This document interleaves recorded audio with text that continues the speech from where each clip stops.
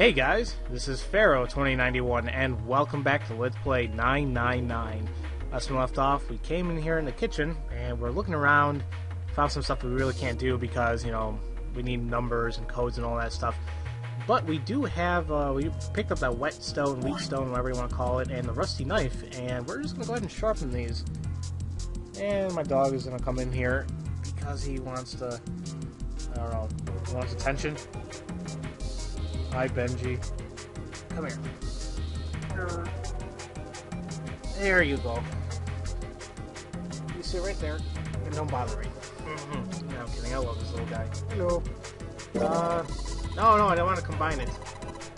Are you looking at the microphone? Stop that. Yeah, okay. We all know it's going to be good. You could use it to sharpen a knife or something. Sharpen a knife, huh? Yes, that's what I was trying to do, so let's combine these two. Maybe I'll use the stone to sharpen the knife. The blade of the knife is getting sharper by the second.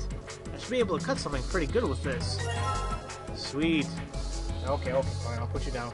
Here, I'll put you on the bed. Sit down.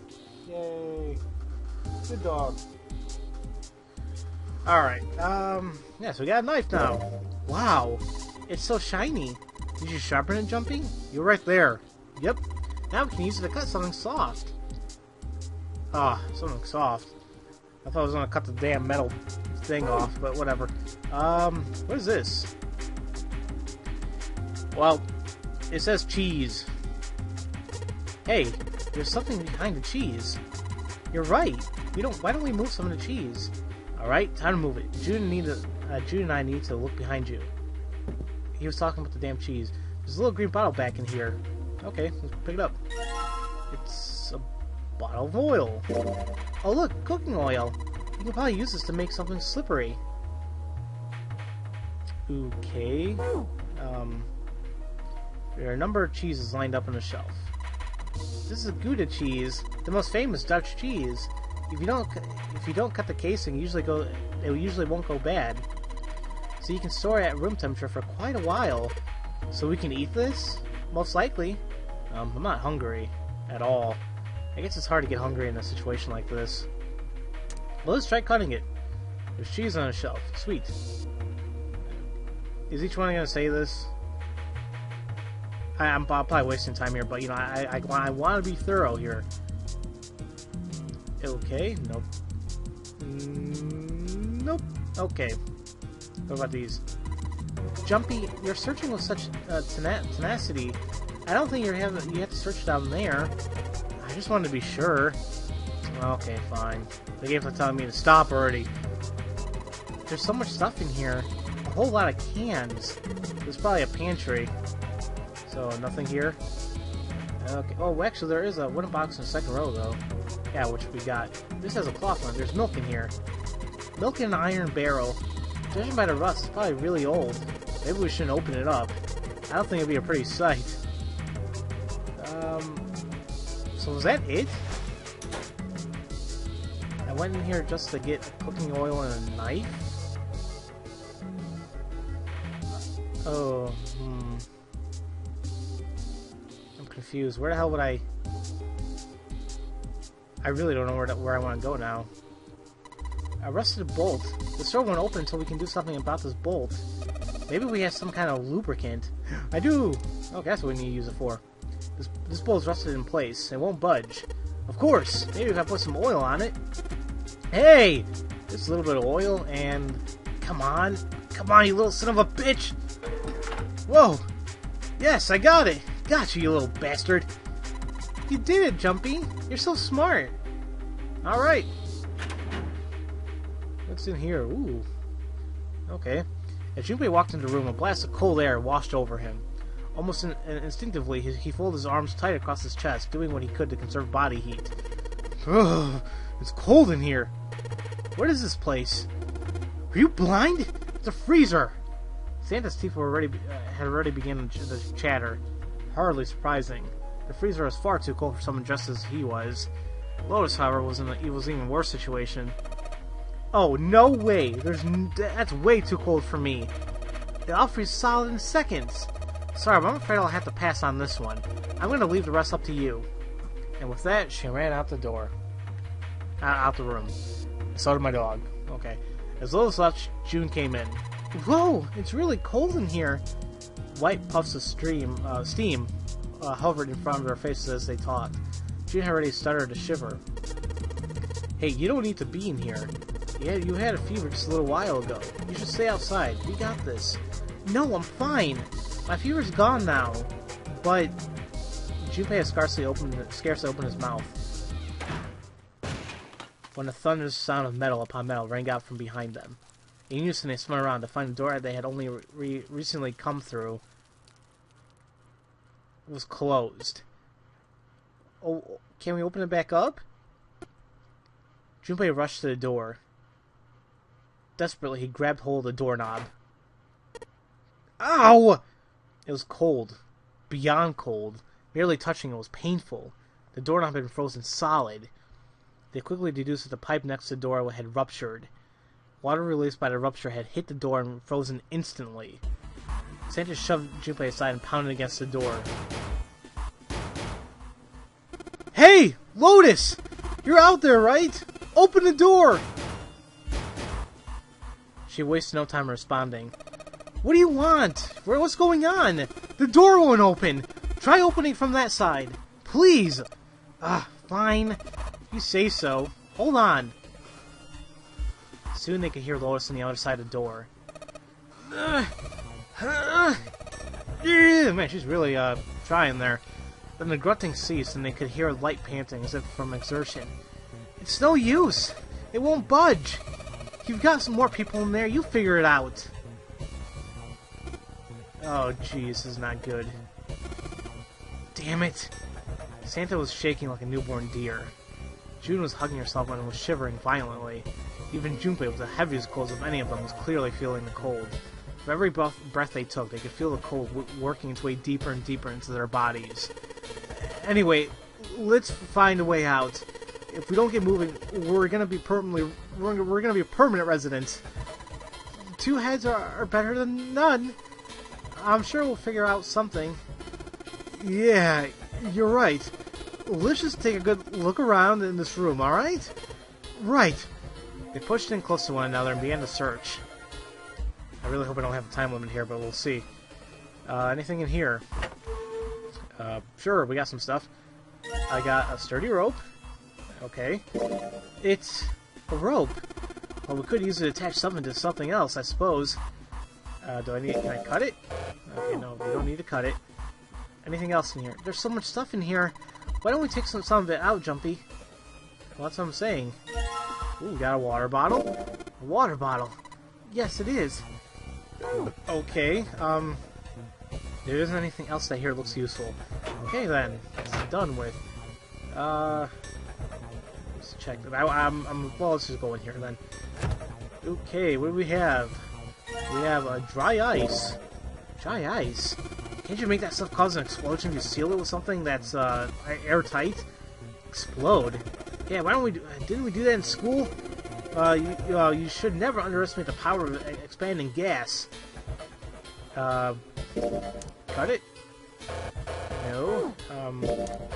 No, okay, I'm just experimenting here. Junpei picked up the dry ice with his sleeve so as to avoid burning himself. Dry ice is just frozen carbon dioxide, right? Yeah, it is. I wonder how warm it has to get for it to turn back into gas again. Hell if I know. How's that gonna help us anyway? Oh, well, I figured we might be able to use it to get out of here. They were about to move on when June spoke up. Carbon dioxide sublimation point is negative 109 degrees. Any warmer than that, then it'll turn into gas. Any lower, and it becomes a solid. Junpei looked at her, dumbfounded. How do you know that? Despite my looks, I'm the queen of random facts, knowledge. It looks bad to mess up when you're showing off, you know.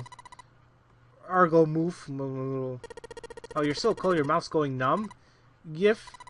What? Wait. You're just doing that on purpose, aren't you? She giggled and did her best to hide her guilt. At least she was still feeling good enough to joke around. Junpei told himself. Come on, guys, don't you think that's kind of weird? I wonder why it doesn't turn into a liquid first. Santa was now shivering at the astounding rate, but his curiosity seemed unaffected. Junpei, however, was not in the mood to discuss science. Oh yeah, I want out now. His patience is wearing thin. How the hell would I know? And how the hell is that going to help us out of here? We don't have time for this crap. Actually... Junpei stopped mid-sentence, surprised by Jun's interjection. Under enough pressure, carbon monoxide will turn into a solid. This isn't really a good time to chat about science. But I was wondering the same thing. Wondering what? Wondering why carbon monoxide doesn't turn into a liquid unless it's under pressure. Right? It just seems weird. Water is liquid between 32 degrees and 212 degrees. So why isn't that the case but for carbon dioxide? H2O and CO2 are pretty similar.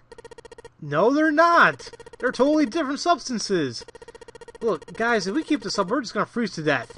You good with that? You wanna die talking about sublimation and gases? Because I sure as hell don't. He fixed both of them with a glare. Now let's get back to work. Assuming you don't want to end up like a pair of ice sculptures. Junpei turned around and the problem dealt with. Or so he thought. There's a kind of ice that doesn't turn to liquid when it goes above 32 degrees. I heard about it. Its melting point is 96 degrees. Its melting point is 96 degrees? You mean there's water that freezes at 96 degrees? Yeah. Well, you could also look at it as ice that won't melt until it's 96 degrees. Water that freezes at 96 degrees. Ice that won't melt until it's 96 degrees. Okay, it is a little interesting. Now, that was difficult to ignore. Junpei had to ask. So what's this ice with a melting point 96 degrees called? I heard it's called, like, Ice 9. Ice 9? Originally, Ice 9 was a made-up substance invented by a science fiction author. But recently, scientists have discovered that such a substance actually exists. Wait, hold up a minute. So this thing called Ice 9. Or is it water? Like I said, if the ice is over 96 degrees, it'll be liquid. If it's under that, it'll solidify. So you can think of it as a polymorph, H2O. Here, think of it like diamonds and graphite. They're both made of carbon, right? But depending on the structure of this crystallization, the hardness and the structure are completely different. So you're saying normal water and this Ice 9 are like that? Yep. She wasn't finished. Have you heard about the story of the crystallization of glycerin? For 150 years after discovery of glycerin, people cooled it, warmed it, and did all sorts of things to it. But whatever they did, it never crystallized. However, one day in 1920, some glycerin that was en route to England by ship was discovered to have crystallized during the trip. Naturally, scientists worldwide wanted to research this new crystallized form of glycerin and began asking for samples of a seed. A seed is, of course, a sample of the original crystallized substance. The seed crystal, further crystallization of glycerin would be a simple matter. However, something very strange happened. Not only did the glycerin encouraged by seed crystals begin to crystallize, nearby samples did as well. It didn't end there. After that day, all glycerin in the world began to crystallize naturally when cooled to less than 64 degrees. Before that day, no matter how glycerin was cooled, it refused to crystallize. But once the crystallization had begun, it was almost like, how do I put it? It was almost like all the glycerin in the world was communicating in some way that we can't sense. And Junpei, I am kind of impressed, I'm not gonna lie, but I am a little bit annoyed because I want to get the hell out, but I am impressed here. It was in fact a pretty interesting story. Wow, that's pretty interesting. But how does that have to do with Ice 9? And to his surprise, it was Santa, not June, who answered. What she's saying is that it's a lot like Ice 9. What happened, I mean? A lot like? That would be bad. Water everywhere started freezing at 96 degrees. Man, it'd be the end of the world. Junpei felt that Santa might not be treating the idea of the end of the world with the proper concern. At any rate, we're not going to have to worry about the end of the world unless we can get out of here pretty damn quick. He was right. Junpei shivered. Alright guys, I think that's enough of that. I don't think we get out of this far off topic, right? I mean, I know I'm kind of at fault here, but we can't be screwing around anymore. Seriously. I might go by the name Santa right now, but I didn't grow up in Iceland. I friggin' hate the cold. So let's get cracking, alright? We gotta find a way out of here. Santa stomped off, clearly doing his best to pretend the cold wasn't affecting him. Selfish, isn't he? Thought Junpei to himself. Still, Santa was right, and it was high time they got back to their search.